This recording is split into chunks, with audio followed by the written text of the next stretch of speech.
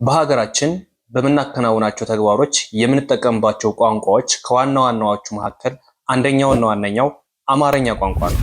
በአማርኛ ቋንቋ ሁሉንም መከናወን ይቻላል። በተለይ በኢትዮጵያ ለምትኖሩና በውጭ ሀገር የምትኖሩ ኢትዮጵያውያንን ጨምሮ አማርኛን አቀላጥፋችሁ ማንበብና መጻፍ ለተቸገራችሁ ሁሉ ቀለል ባለ ሁኔታ በሳምንት 5 ቀን ከሰኞ እስከ ዓርብ እያስተማርን እንገኛለን። ስለዚህ እናንተም በኦንላይን ትምህርታችሁን መከታተል የምትፈልጉ ካላችሁ እዚህ ጋር በማስቀምጥላችሁ ስልክ በቀጥታ በመደወል በኢሞ፣ በዋትስአፕ፣ በቴሌግራም የምታገኙን ይሆናል።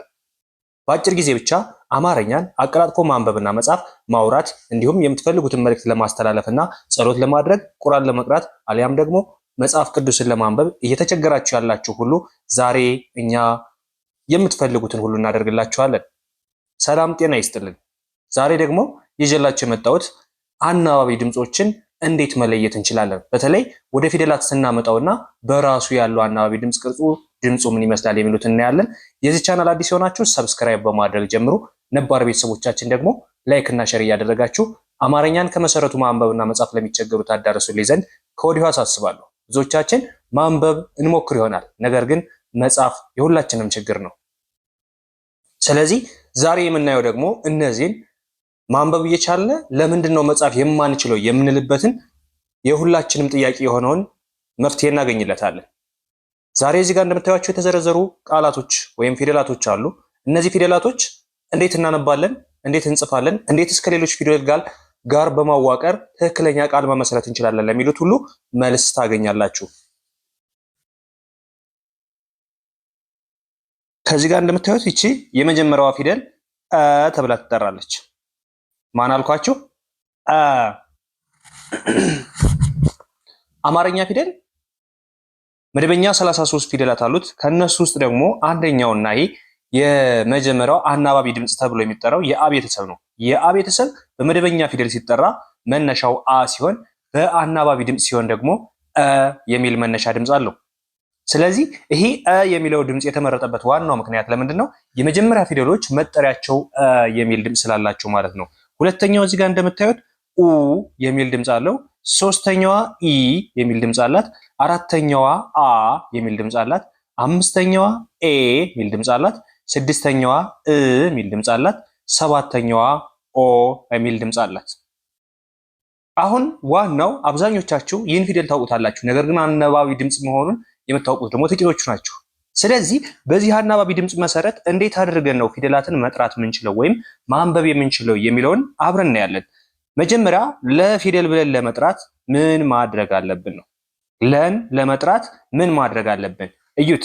ከዚህ ጋር የተደረደሩ ፊደላቶች እንደምታዩቸው የመጀመሪያ ፊደል ለመጥራት የግድ በስድስተኛ ፊደልና በፊደል የተቀነባበረ ድምጽ ነው።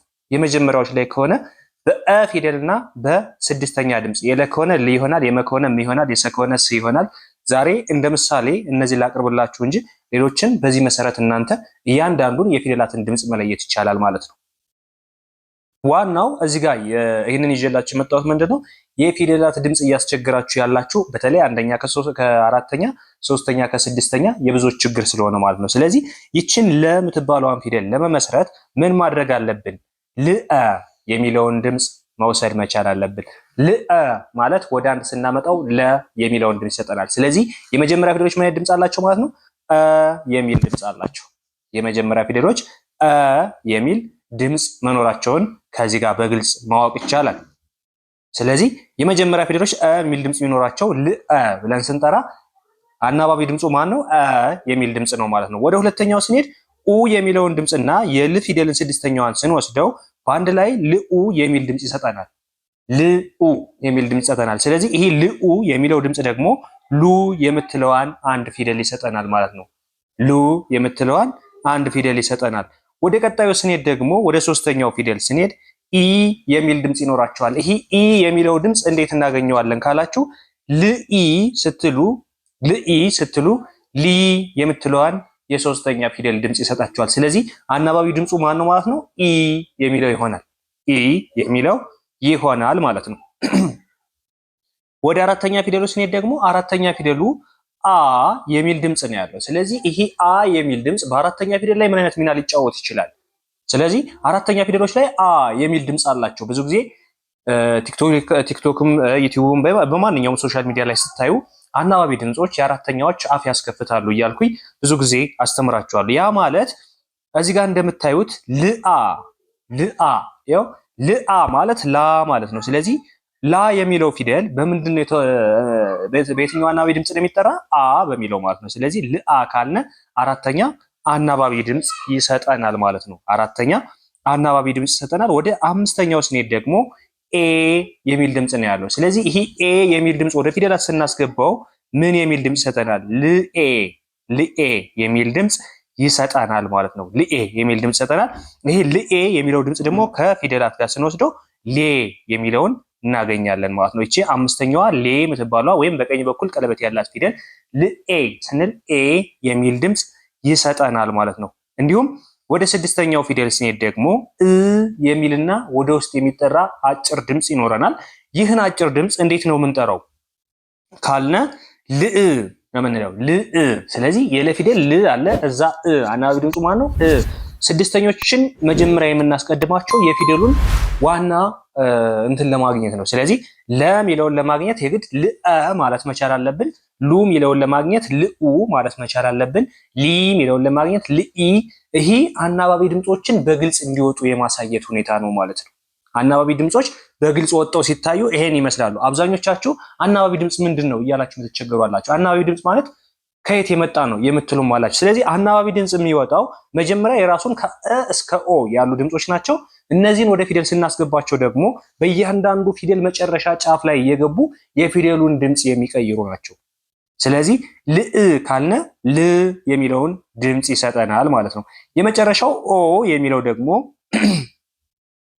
ልኦ ስንል ልኦ መጨረሻ ላይ ኦ ሆኖ ይገባል። ስለዚህ ማንን ይሰጠናል? ወደ አንድ ፊደል ሎ የሚለውን ፊደል ይሰጠናል ማለት ነው። ወደ አንድ ፊደል ስንመጣ ሎ የሚለውን ፊደል ይሰጠናል። አሁን በዚህ መሰረት ሌሎችን እናንተ መስራት ትችላላችሁ። በደንብ ተለማመዱበት፣ በጣም ይቀላችኋል። ከዚህ በኋላ አንደኛ ድምጽ ከአራተኛ አስቸገረኝ፣ ሶስተኛ ከስድስተኛ አስቸገረኝ የሚባል ነገር አይኖርም ማለት ነው። ስለዚህ አሁንም የመጀመሪያ ፊደል መን እንውሰድና መ ብለን ለመጥራት ምን ማለት አለብን? ምአ ማለት መቻል አለብን። አያችሁ፣ ምአ የሚለውን ወደ አንድ ስናመጣው መ የሚል ፊደል ይሰጠናል። መ።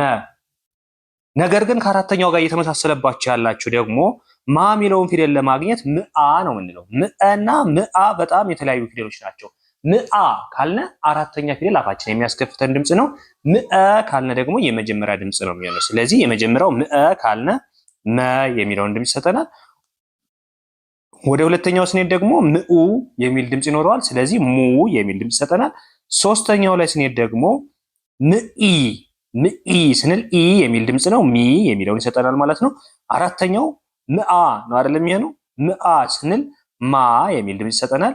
አምስተኛው ምኤ የሚል ድምጽ ማለት ነው። ምኤ ስለዚህ ምኤ ስንል ምንድነው የሚሰጠን? ምኤ ስንል የሚሰጠን ድምጽ ምንድነው? ሜ የሚለውን ይሰጠናል ማለት ነው። ስድስተኛ ምእ ነው የምንለው። ምእ ስንል ም የሚለውን ድምጽ ይሰጠናል። ሰባተኛ ደግሞ ምኦ ስንል የሚሰጠን ድምጽ ምንድነው? ምኦ ስንል ሞ የሚል ድምጽ ይሰጠናል ማለት ነው። ሞ። ስለዚህ እያንዳንዱ ፊደላት የራሳቸው የሆነ ድምጽና ቅርጽ አላቸው ማለት ነው። እያንዳንዱ የራሳቸው የሆነ ድምጽና ቅርጽ ይኖራቸዋል።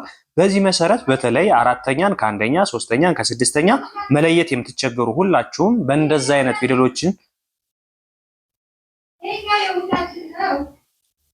አይነት ፊደሎችን ማወቅና መለየት ይቻላል ማለት ነው። ስለዚህ የመጀመሪያ ፊደሎች ምን አይነት ድምጽ ነው የሚኖራቸው? የሚል ድምጽ ይኖራቸዋል። ወይም ለ ስንል ልአ እንላለን፣ መ ስንል ምአ እንላለን ማለት ነው። ወደ አራተኛ ፊደሎች ስንሄድ ደግሞ አ የሚል ድምጽ ነው ያላቸው። አ ወይም ልአ አሊያም ደግሞ ምአ ብለን ስንጠራው አ የሚል ድምጽ እናገኛለን።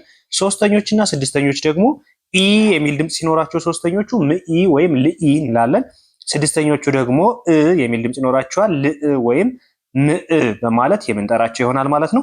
ቤተሰብ ዛሬ ቀለል ባለ ሁኔታ አናባቢ ድምጾችን በፊደላት ውስጥ ያላቸው ሚና ምን ይመስላል የሚሉትን ቀለል ባለ ሁኔታ አሳይቻችኋለሁ። እናንተም እንደዚህና መሰረታዊ የሆኑ አማርኛ ፊደላትን ማንበብና መጻፍ ለምትቸገሩ ሁሉ ቀለል ባለ ሁኔታ በሳምንት 5 ቀን ከሰኞ እስከ ዓርብ በሚገኙ የስራ ቀናት እያስተማርን ነው የምንገኘው። እናንተም ባላችሁበት ሆናችሁ በኦንላይን እጃችሁ ላይ በሚገኝ ስልክ ብቻ አማርኛን አቀላጥፋችሁ ማንበብና መጻፍ እንድትችሉ እናደርጋለን። እንዲሁም እንግሊዝኛ፣ ሂሳብን ጨምሮ ከትምህርቱ ጋር ተዛማጅነት ያላቸውን ቋንቋዎች ሁሉ እያስተማርን ነው የምንገኘው። ባላችሁበት ሆናችሁ በኦንላይን ትምህርታችሁን መከታተል ትችላላችሁ። አብራችሁ ስለነበራችሁ ከልብ አመሰግናለሁ። በሌላ ክላስ ከምንገናኝ መልካም ጊዜ ይሆንላችሁ።